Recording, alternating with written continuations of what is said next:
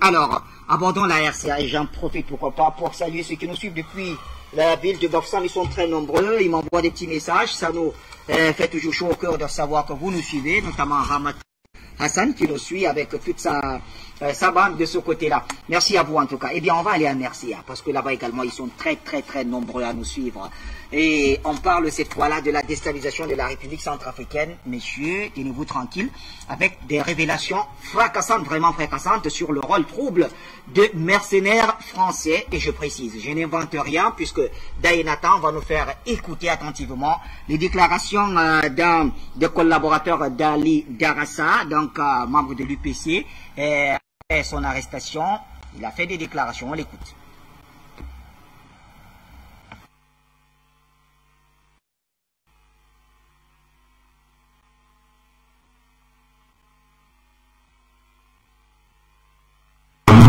Je suis le coordonnateur politique de l'UPC. Depuis quelle année êtes-vous membre du groupe armé UPC? Depuis 2013, avant sa création. Connaissez-vous Ali Daras? Oui, je le connais. Dites-nous dans quelles circonstances vous avez été arrêté, quand, où et avec qui vous étiez. Oui, j'ai été contacté le dimanche par un certain monsieur Fabien qui travaille à l'ambassade de la République française. Il m'a contacté, il m'a donné rendez-vous à la Tour Angèle pour venir rencontrer les nouvelles équipes de sa relève. Dans quel but avez-vous rencontré? De quoi avez-vous parlé? Oui, le but c'est de me présenter sa relève. Et ce qu'on a parlé, c'est de la question sécuritaire. Qu'est-ce que fait Ali Daras là-bas? Il est où? Il fait quoi? Il prépare quoi? Les militaires français que vous avez rencontrés travaillent à l'ambassade de France? Oui. Ils sont sous les ordres du colonel français qui est attaché à la défense? Oui. La personne à contacter de cette équipe est enregistrée dans votre téléphone sous le nom de Fabien? Oui. Depuis combien de temps avez-vous commencé à communiquer avec les représentants des services secrets français? Depuis que j'ai été nommé coordonnateur politique. À quelle fréquence les rencontrez-vous? Alors, on se rencontre souvent, une fois par semaine. De quoi vous avez discuté lors des réunions avec les représentants des services secrets français? Oui, ils me demandent souvent quelles sont les informations de Ali Daras là-bas, qu'est-ce qu'il a fait, qu'est-ce qu'il prépare.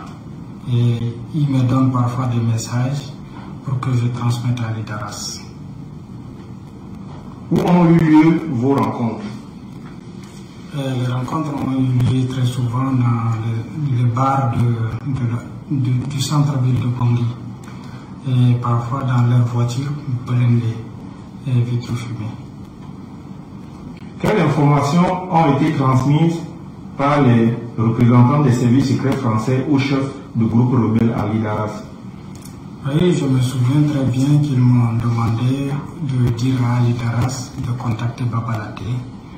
Et une fois aussi, ils m'ont dit que Ali Daras, il faut qu'il contacte les différents leaders de la CPC, à savoir Noureddin Adam et Bobo, Al-Khatim et Mokom, pour que s'il y a une improbable attaque offensive à Bangui, il faut que ça soit bien coordonné et simultané pour tomber dans la même erreur de l'année passée.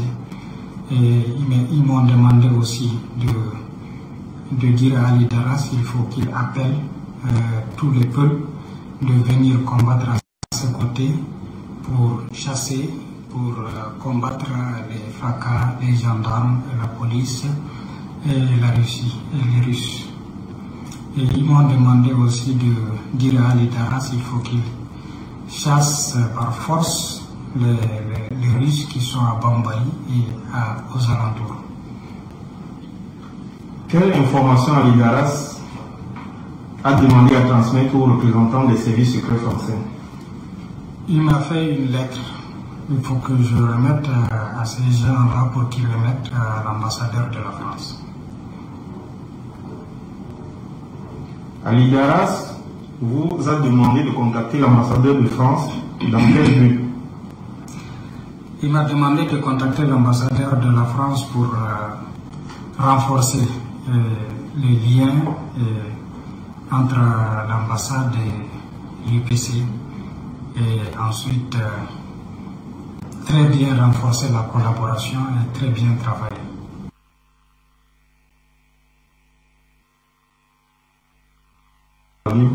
Je suis le coordonnateur politique de l'UPC.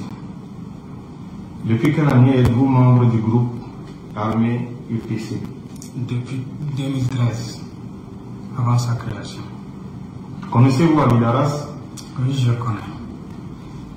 Dites-nous dans quelles circonstances vous avez été arrêté, quand, où et avec qui vous étiez. Oui, j'ai été contacté le dimanche par un certain monsieur Fabien qui travaille dans l'ambassade de la République française. Il m'a contacté, il m'a donné rendez-vous à la Tour Angèle pour venir rencontrer les nouvelles équipes de sa relève. Dans quel but avez-vous rencontré? De quoi avez-vous parlé? Oui, le but c'est de me présenter sa relève. Et ce qu'on a parlé, c'est de la question sécuritaire. Qu'est-ce qu'il fait Ali Darras là-bas? Il est où? Il fait quoi? Il prépare quoi? Les militaires français que vous avez rencontrés travaillent à l'ambassade de France? Oui. Ils sont sous les ordres du colonel français qui est attaché à la défense? Oui. La personne à contacter de cette équipe est enregistrée dans votre téléphone sous le nom de Fabien? Oui. Depuis combien de temps avez-vous commencé à communiquer avec les représentants des services secrets français? Depuis que j'ai été nommé coordonnateur politique. À quelle fréquence les rencontrez-vous? Alors, on se rencontre souvent, une fois par semaine. De quoi vous avez discuté lors des réunions avec les représentants des services secrets français? Oui, ils me demandent souvent quelles sont les informations de Ali Darras là-bas, qu'est-ce qu'il a fait, qu'est-ce qu'il prépare. Et ils me donnent parfois des messages pour que je transmette à Ali Darras. Où ont eu lieu vos rencontres? Les rencontres ont eu lieu très souvent dans les bars du centre-ville de Bangui et parfois dans leurs voitures blindées et vitres fumées. Quelles informations ont été transmises par les représentants des services secrets français au chef du groupe rebelle Ali Darras? Oui, je me souviens très bien qu'ils m'ont demandé de dire à Ali Darras de contacter Babalaté. Et une fois aussi, ils m'ont dit que Ali Darras, il faut qu'il contacte les différents leaders de la CPC, à savoir Noureddin Adam et Bobo, Al-Khatim et Mokom, pour que s'il y a une improbable attaque offensive à Bangui, il faut que ça soit bien coordonné et simultané pour ne pas retomber dans les mêmes erreurs de l'année passée. Et ils m'ont demandé aussi de dire à Ali Darras qu'il faut qu'il appelle tous les peuples de venir combattre à ses côtés pour chasser, pour combattre les FACA, les gendarmes, la police et la Russie, et les Russes. Et ils m'ont demandé aussi de dire à Ali Darras qu'il faut qu'il chasse par force les Russes qui sont à Bambaï et aux alentours. Quelle information Ali Darras a demandé à transmettre aux représentants des services secrets français? Il m'a fait une lettre. Il faut que je remette à ces gens-là pour qu'ils remettent à l'ambassadeur de la France. Ali Darras vous a demandé de contacter l'ambassadeur de France dans quel but?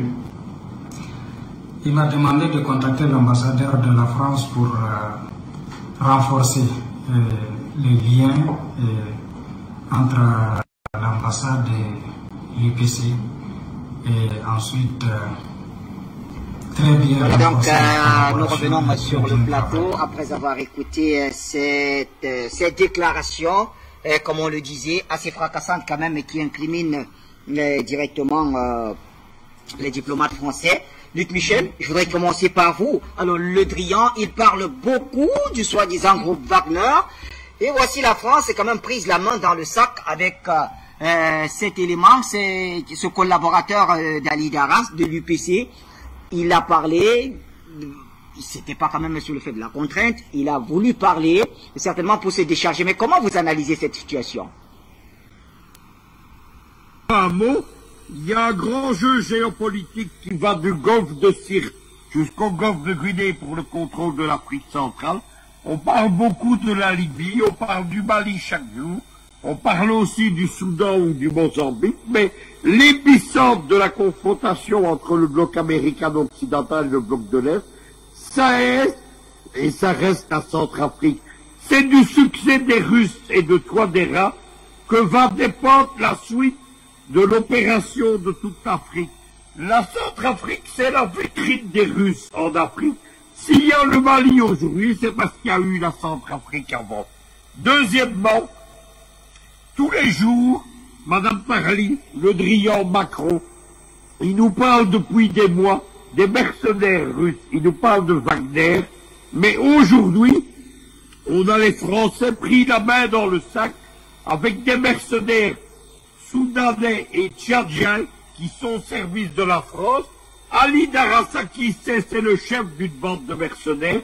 Il n'est pas centrafricain, c'est un tchadien d'origine peulh qui s'est taillé avec l'aide de l'ONU et des Français à un fief au centre, à Bambari et à Bria, qui s'est taillé à un fief au centre de la Centrafrique. L'homme qui parle pour lui, évidemment, c'est l'un de ses adjoints. Et ces gens-là sont en aveu. C'est pas le seul cas de mercenaires. Moi, vous savez que j'aime bien avoir une vue globale internationale. Il y a eu, il y a quelques jours, des combats pour le contrôle de l'aéroport de Bagdad entre les milices pro-iraniennes non étatiques et justement des mercenaires américains, les héritiers des Black Waters. Partout, l'Occident qui parle de Wagner, en fait, c'est la vieille parabole de la paille et de la poutre. On dénonce la paille Wagner dans l'œil de la Russie, mais on ne dénonce pas la poutre qui est dans l'œil des Occidentaux. Qu'est-ce qui se passe en Centrafrique? À partir de janvier 2021, les FACA, encadrés par les paramilitaires russes, ils ont nettoyé 85% du territoire national. Toutes les préfectures du pays sont sous le contrôle de Touadéra.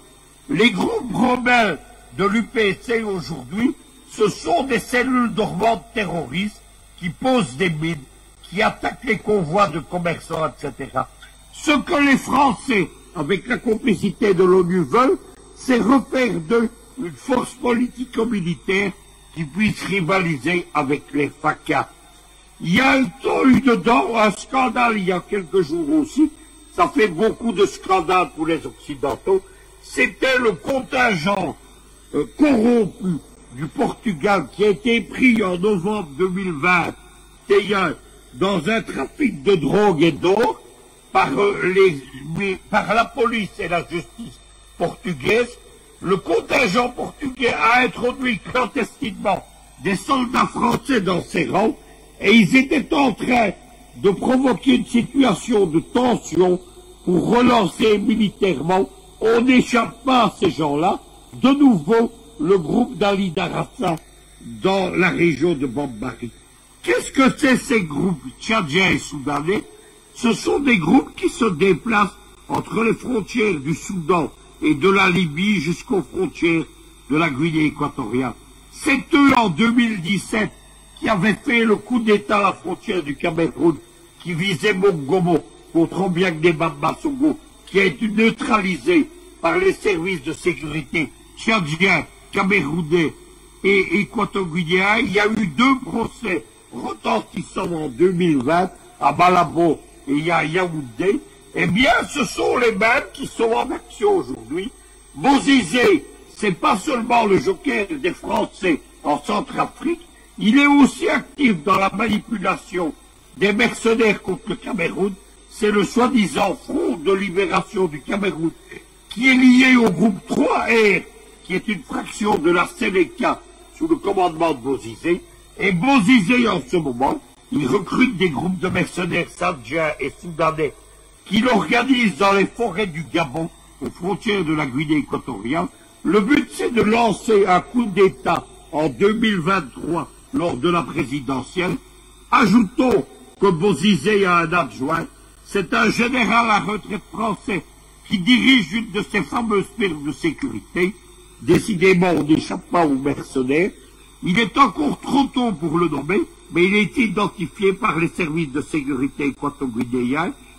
Je vais chuter sur une chose. Il y a 60 ans, l'historien de la France-Afrique, Jean-Pierre Bach, il a écrit les premières années de la France-Afrique sous le nom de la fabrique des Barbuds. Aujourd'hui, sous le Drian, 60 ans plus tard, la France-Afrique, c'est toujours la fabrique des Barbuds. Petra Samuel Jonathan Yombi, surpris par ces révélations? Non, on peut être surpris. Déjà, nous connaissons que le mécénariat, c'est le mot d'ordre de la France. Nous avons vu, il y a plus des décennies que la branche armée de la France elle-même, l'armée française, c'est d'avoir le mécénariat. Mais les mercenaires à la mode aujourd'hui, c'est Wagner. Non, ne parlons pas de Wagner aujourd'hui quand que nous savons que la source des mercenariats, c'est la France. La France vient tout simplement parce que elle est en divagation pour pouvoir trouver le mot avec les Européens, avec leur porte-parole, M. Le Drian, pour dire Wagner. Wagner n'est pas un synonyme de reconnaissance au niveau de la Russie. Mais aujourd'hui, le mot Wagner vient nous démontrer maintenant que nous sommes tentés de voir que c'est la France qui est le vrai Wagner. Ce mot en français, la traduction de Wagner en français, comment c'est écrit? Bref, pour dire, voici un flagrant délit que nous sommes tentés de vivre, que la pathologie française, de la destruction, des assassinats, du terrorisme, du mercenariat, c'est ça que nous sommes tentés de voir, comme on dit bien, la justice divine. Tous les milliers de téléspectateurs, tous les milliers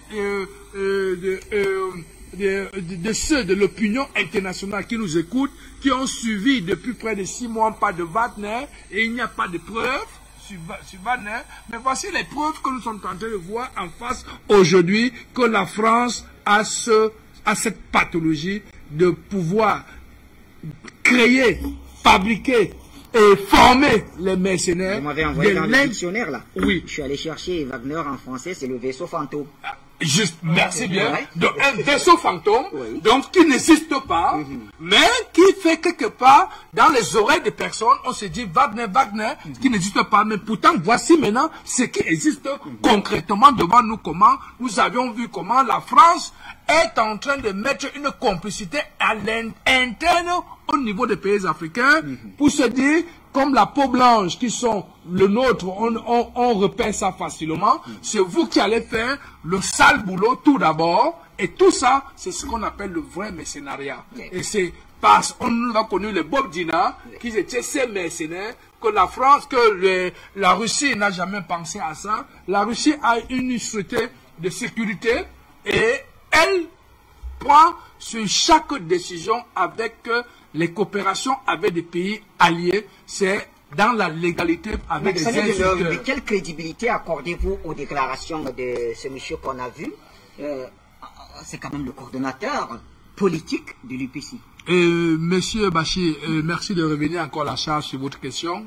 Le monsieur vous dit qu'il est coordinateur politique. Ça veut dire un parti politique a des cellules, des sous-sections, des sections, et elle est universelle un peu partout. Ça veut dire que c'est lui qui coordonne tous les militants de ce parti politique. Les activités politiques. Ce qui se dit que les activités politiques, il était un maillon fort dans ces activités. Donc, il remet toutes les informations au plus haut comme au plus bas. Alors, ce qui veut dire, aujourd'hui que nous retrouvons que c'est l'ambassadeur de France en Centrafrique qui récupère les dernières informations selon ses dires.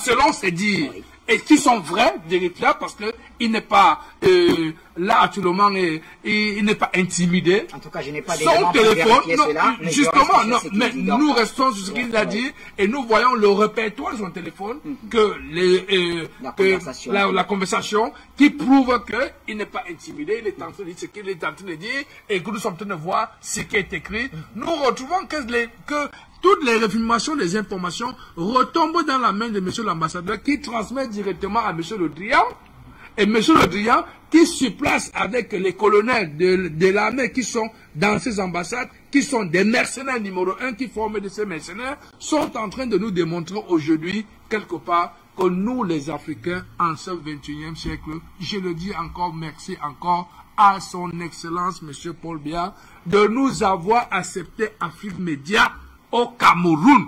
Parce que, pour chuter, permettez-moi, M. Bachir. Vous l'aimez bien, M. Paul Biya? Non, tout simplement parce que nous sommes face à notre histoire. Oui. Et nous sommes face à la réalité aujourd'hui. Nous ne sommes pas face aux fictives. Quand vous voyez qu'on nous parle que le badness, c'est quelque chose qui n'existe pas. C'est nous vivons la réalité aujourd'hui. Nous pouvons tout simplement dire, M. Touadéra est en train de faire du bon travail.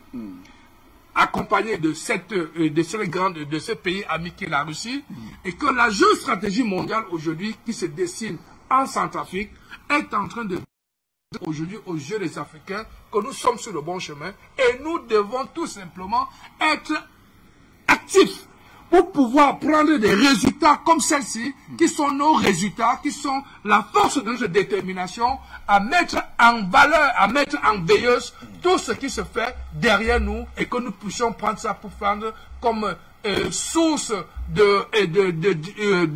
pour nous dynamiser à aller plus loin parce que la France est déterminée à ne pas quitter l'Afrique. Nous devions aussi être déterminés à faire partie de la France de tout le territoire. C'est là où je reprends la parole. Merci en tout cas Samuel Dionedor Yombi, docteur Basilika. Alors, que dire de ces déclarations de ce coordonnateur politique, en tout cas de celui qui se présente devant nous là comme le coordonnateur politique de l'UPC d'Ali Daras? Eh bien, ce qu'il faut dire, c'est, j'ai employé un mot tout à l'heure, j'ai dit que pour les Africains francophones, la France c'est le véritable poison qui détruit nos vies en même temps qu'elle exploite nos biens. C'est pas Wagner? Non. Mais Wagner est accusé d'exaction. Mais Wagner, de s'enrichir, en tout cas de se payer sur le dos de la bête, du côté de la RCA et tout ça. Bachir, il vous en souvient que il y a 3 ou 4 ans, quand les Français étaient en Centrafrique, nous avons diffusé ici une vidéo où les soldats français étaient eux-mêmes en train d'exploiter de l'or centrafricain. Et nous savons que la Centrafrique est très riche en or. C'est une terre aurifère. Eh bien, donc, malheureusement, en Afrique francophone, ce que dit un journal parisien, c'est parole d'évangile. Alors, quand on nous casse les oreilles tous les jours avec Wagner, avec les mercenaires russes, mais il suffisait de bien réfléchir pour comprendre que c'était des histoires. Parce que quand cette affaire a commencé, les Maliens veulent coopérer avec les Russes, eh bien nous partons. Moins d'une semaine après, on part, mais on va quand même rester, on va diminuer l'effectif de Barkhane, etc. Et ensuite, oui, mais si ce sont les mercenaires russes qui arrivent au Mali, nous ne voulons pas la cohabitation. Vous voyez ce qu'il en est aujourd'hui? Parce qu'ils se sont aperçus que là où sont les Russes, eh bien, les militaires français ne peuvent pas résister, et c'est pour ça qu'ils inventent ces histoires. Et nous savons que dans les armées françaises, les bataillons les plus percutants, les plus efficients, c'est la Légion étrangère, où il n'y a que des étrangers, et la plupart du temps des criminels. Vous avez commis un crime chez vous, le pays ne pourra pas vous poursuivre, parce que la France va ouvrir son parapluie. Par conséquent, j'ai dit tout à l'heure, notre poison en Afrique francophone, c'est la France. Notre sous-développement, notre misère, c'est la France. Et heureusement pour nous, les choses vont changer. Et je crois que la France va retrouver le véritable niveau qui est le sien en Occident, c'est-à-dire un pays de niveau de la Grèce, hein, de l'Irlande, un pays normal qui ne vivra que du travail de ses citoyens, plutôt que de s'asseoir sur toutes nos réserves. La France a aujourd'hui, Bachir, la 3e réserve d'or, la plus importante au monde. Il n'y a pas d'or en France. C'est avec notre argent qu'elle confisque. Je vous ai dit que quand nous avons 100 francs, la France confisque 70 francs. Vous voyez ce qu'elle peut faire avec? Et très souvent même, quand nous sommes en besoin de financement, c'est notre propre argent qu'elle nous prête. Ça, c'est d'un crime au plan économique vraiment inhumain. Ça, c'est... Et pendant ce temps, la France est la patrie des droits de l'homme, la France est...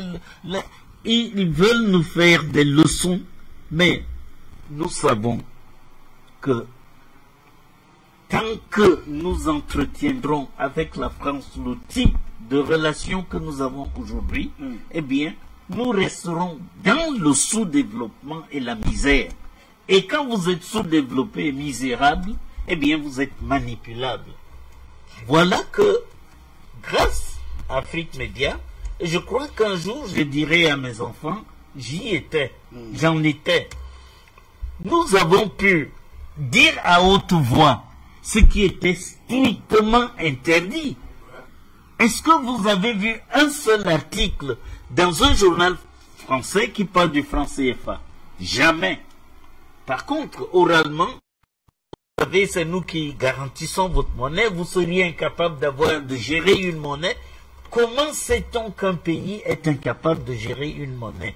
Et les lois statistiques étant formelles, nous pouvons affirmer qu'il n'y a nulle part au monde un pays qui a été géré comme les 14 ou 15 pays africains et qui se soit développé.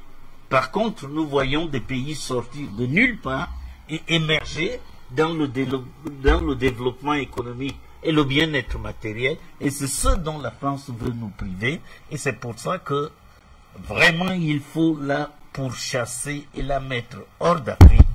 Nous n'avons pas de haine contre les Français. Mais les élites françaises qui, depuis près de 200 ans, vivent du sang et de la misère des Africains, eh bien ça, nous ne laisserons plus faire. Très bien. Merci, Dr Basileke. Président Bandakani, alors comment on explique quand même le modus operandi qui ne change pas?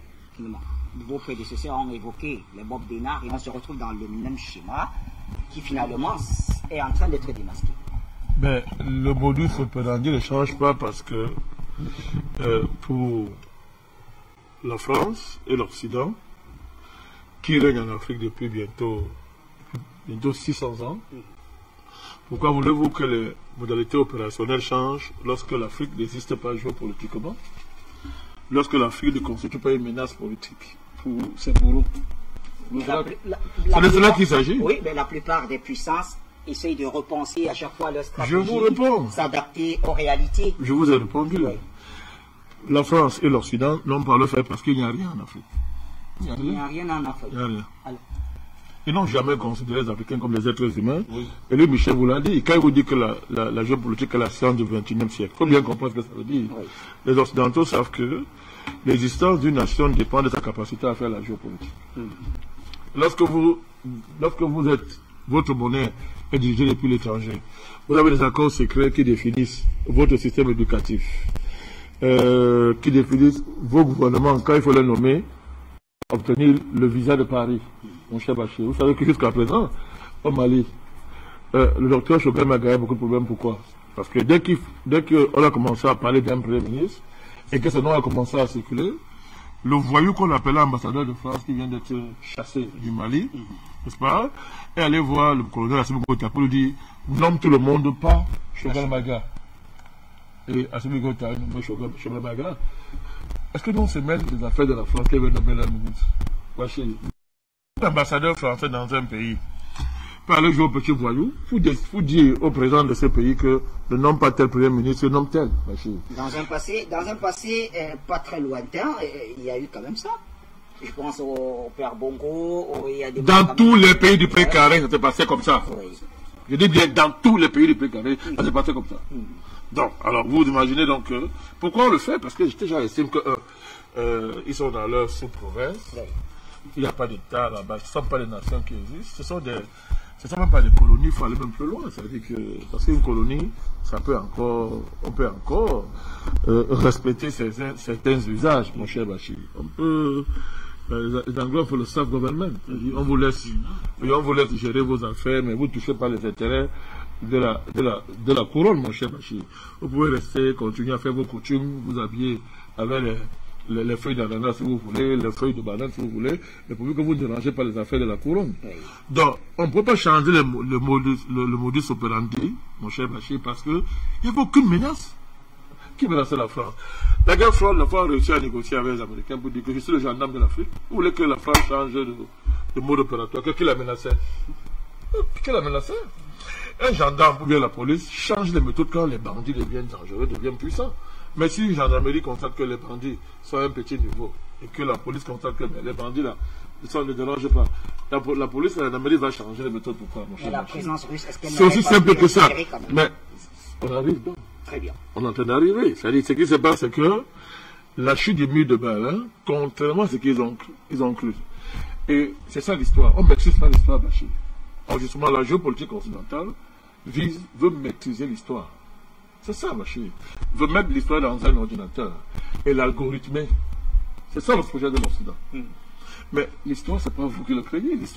L'histoire dépasse l'Occident. L'histoire dépasse ce genre de projet. C'est de la folie d'avoir de tels projets. Mais c'est le plus vieux projet des mondialistes depuis la paix britannique. C'est ça, c'est le vrai projet, Bachir. C'est de cela qu'il s'agit. Donc, quand le mur de Berlin tombe, il décide donc, pour gérer le complexe, pour trouver du et justifier le maintien de toute l'infrastructure géomilitaire et criminelle qui a travaillé pendant la guerre froide, et il fallait inventer un nouvel ennemi, puisque l'ennemi russe était tombé. On a donc créé le terrorisme. Voilà l'origine du terrorisme tel qu'il s'est géopolitisé dans le monde, mon cher Bachir, après la chute du mur de Berlin. Et je ne parle pas des affaires qu'il y a en Afghanistan. Ou pour aller chasser les Russes à l'Afghanistan, on a commencé à créer l'islamisme, ce qu'on appelle le djihadisme et le terrorisme. Mais cette affaire-là a pris, c'est vrai, l'Afghanistan a servi de laboratoire, mais c'est devenu une doctrine officielle géopolitique de l'Occident, et même une doctrine vitale, parce qu'il fallait trouver l'ennemi, comme je l'ai dit. Alors on a commencé à faire donc ça. Ils ont commencé à... Mais ils n'ont pas prévu, la renaissance de la Russie. Autour d'un homme d'exception, Vladimir Poutine. Ils n'ont pas prévu, n'est-ce pas, les forces secrètes de l'histoire. Je ne pourrais pas dire Dieu. Luc Michel n'aime pas qu'on parle de Dieu en géopolitique, comme c'est mon ami. Bon, je vais dire les forces secrètes de l'histoire, mon cher Bachir, ont plus d'un tout dans leur sac pour contrecarrer les dessins de fous qui croient que, n'est-ce pas, ils peuvent prendre l'histoire et mettre dans leur poche. C'est ça. Retour des peuples, Bachir. Renaissance de la conscience historique dans le pays qui était avant de précaré. On n'a pas prévu ça. Chamboulement géopolitique au niveau international. Avec le retour de la Russie, mon cher Bachir. Avec tous ces chamboulements-là qui ont été créés d'abord par les politiques néolibérales de l'Occident. Parce que vous avez des projets géopolitiques, mais en même temps, vous avez des politiques économiques qui créent des conditions pour que ces politiques-là, militaires, ne marchent pas. Parce que quand vous appauvrissez les peuples, dans la sauvagerie néolibéraliste, n'est-ce pas, dans le capitalisme, vous appauvrissez les gens. Les gens deviennent pauvres et malheureux, mon cher Bachir. Mais vous créez les conditions de la détestation, d'abord, de votre projet. Deuxièmement, vous créez les conditions d'un réveil des peuples, mon cher Bachir. Sauf que derrière, ils avaient d'autres projets. Comme la technologie, il n'y avait rien en face. D'après eux, ils se sont dit non. Les peuples, là, on va les laisser avec le coronavirus. On va venir, on va les pucer. On va les rendre dans le logiciel. On va faire ce qu'on veut d'eux. C'est ça qu'ils ont commencé à faire depuis. Et ça avait l'émergence de puissance financière, des marchés financiers. Donc le plan était clair. Ils n'ont pas vu venir certaines choses. Alors quand ils sont la défaite, le tournant c'est en Syrie. Quand ils sont battus en Syrie, alors commence la prise de conscience. Ils commencent à voir de manière inéluctable le déclin. Parce qu'une défaite militaire de la dimension qu'il y a eu dans avec la Syrie, il y a des conséquences. Il y a des conséquences terribles. Hein. Les conséquences sont terribles. Et les conséquences, c'est qu'il y a un déclin inexorable, Bachir. Les militaires, les systèmes militaires et les plans qui avaient été préétablis sur un siècle ont de la peine à se remettre face à l'imprévu qui est la défaite en Syrie. Ça chamboule les plans, mon cher Bachir. Ça chamboule tout ça, parce que quand vous faites un programme militaire, vous êtes sûr de gagner, et qu'une défaite arrive, il y a une désorganisation. Vous comprenez, Bachir? Le temps que vous le mettez, désorganisation sur désorganisation, on arrive à ce qu'on entend. Voilà, une débandade géopolitique. C'est ce qui explique la situation au Mali. Vous voyez cette fois, c'est pas la magie. C'est ce qui explique ce qui se passe en Centrafrique. L'imprévu, toi, est là. Tout à fait. Personne ne l'attendait. Oui, mais et le véritable imprévu dont personne ne parle, l'exception dont personne, on fait semblant de ne pas parler, parce qu'il y a ce qu'on appelle l'antibiaisme primaire. Le Cameroun, c'est une exception géopolitique. Dans les milieux secrets, on parle de ça, c'est une exception. On n'arrive pas à expliquer la résilience géopolitique de ce pays. Je vous rappelle que sous l'idée de la sous-région, la Russie ne peut pas aller en Centrafrique sans que le Cameroun soit dans le coup. C'est impossible. C'est l'armée camerounaise qui a sécurisé le passage jusqu'à, on appelle ça, la frontière est là, à Bangui, là, comment on appelle ça? Dans le Gabapoulaye. C'est le BI qui a sécurisé. Et tous les approvisionnements stratégiques de la Centrafrique passaient par là.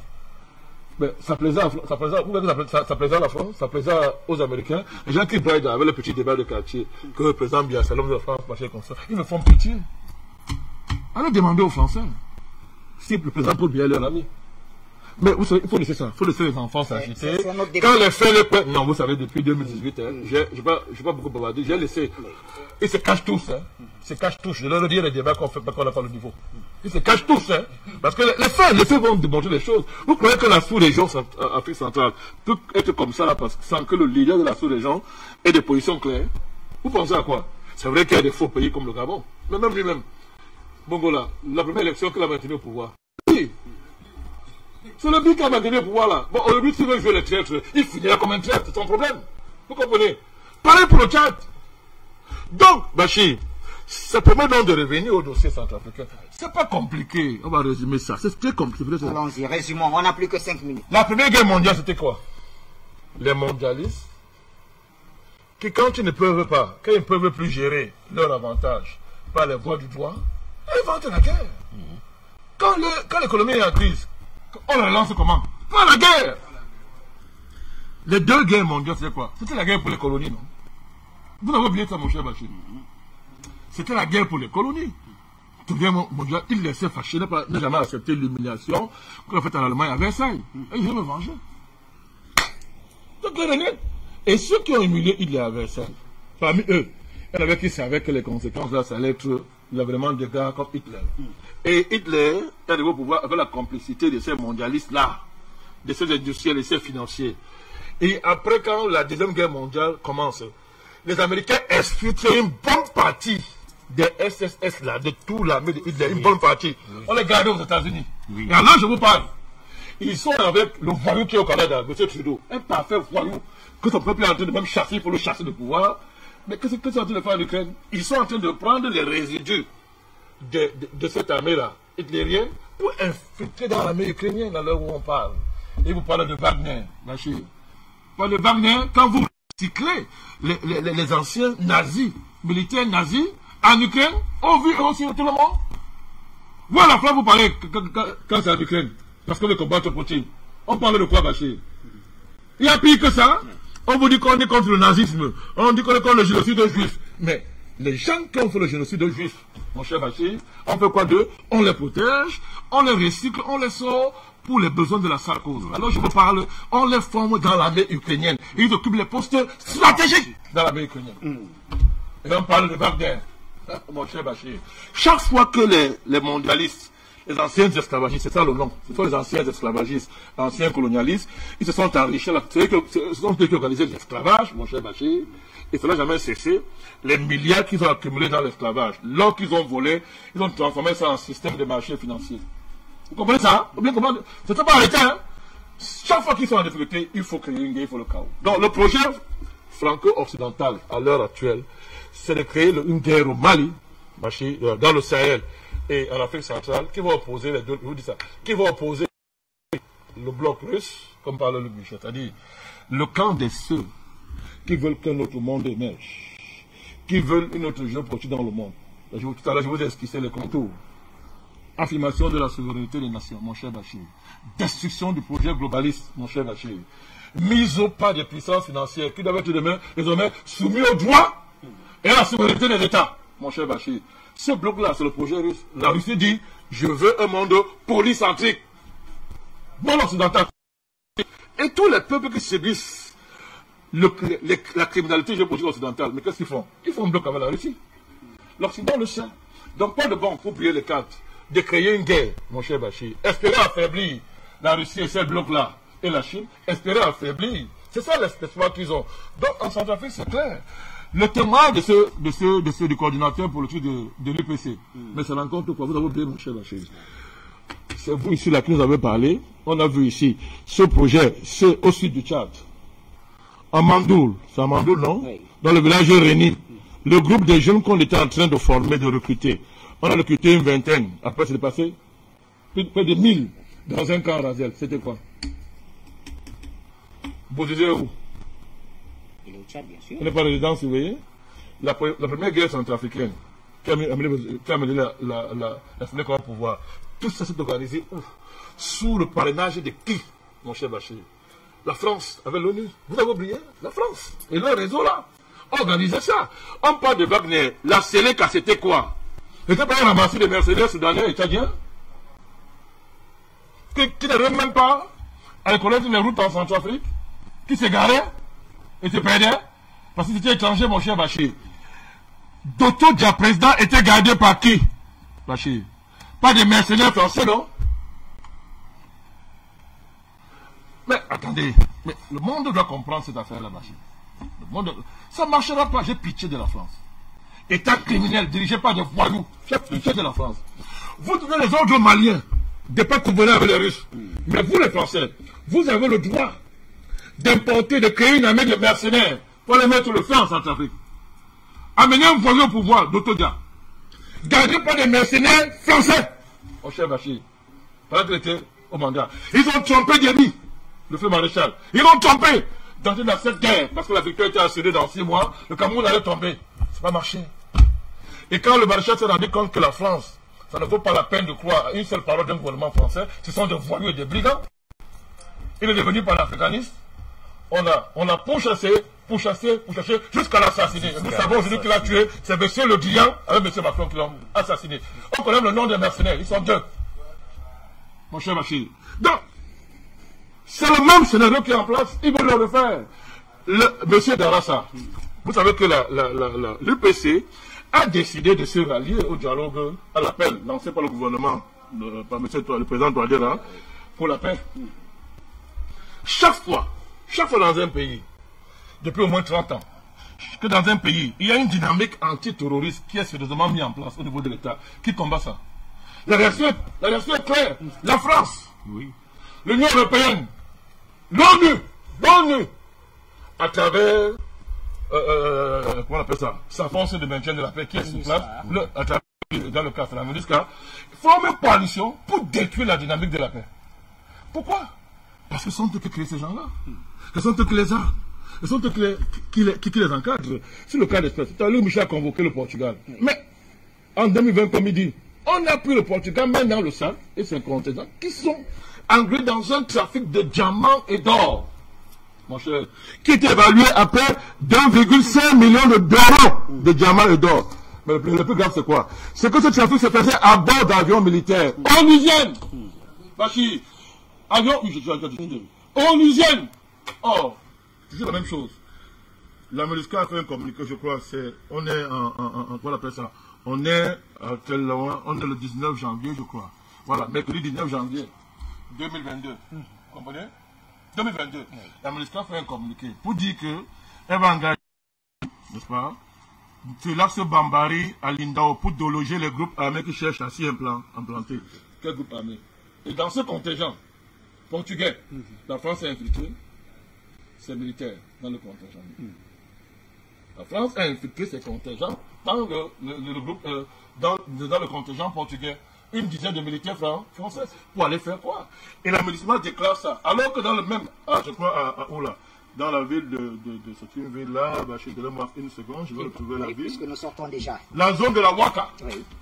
Il y a une base de la FACA et de l'armée russe. Mais pas possible. Si vous voulez lancer une offensive contre les groupes armés, la moindre chose, ça se fait. C'est d'approcher les Russes et l'armée centrafricaine et dire qu'est-ce qu'on fait pour neutraliser? Ne serait-ce que ce moment-ci, les groupes armés. Mais pourquoi vous écartez? Alors, si on a les mêmes objectifs, c'est-à-dire neutraliser ces groupes armés. C'est pour ça que je parle pour dire que. Alors, ce qui est grave, c'est parce que c'est la MINUSCA qui dit ça. La MINUSCA qui est censée être bien placée pour rassembler. Pour rassembler la France, la Russie, la FACA. Mais pourquoi elle fait ça en ignorant la présence de l'armée centrafricaine et le partenaire russe? Pourquoi elle fait ça? On vient de vous expliquer.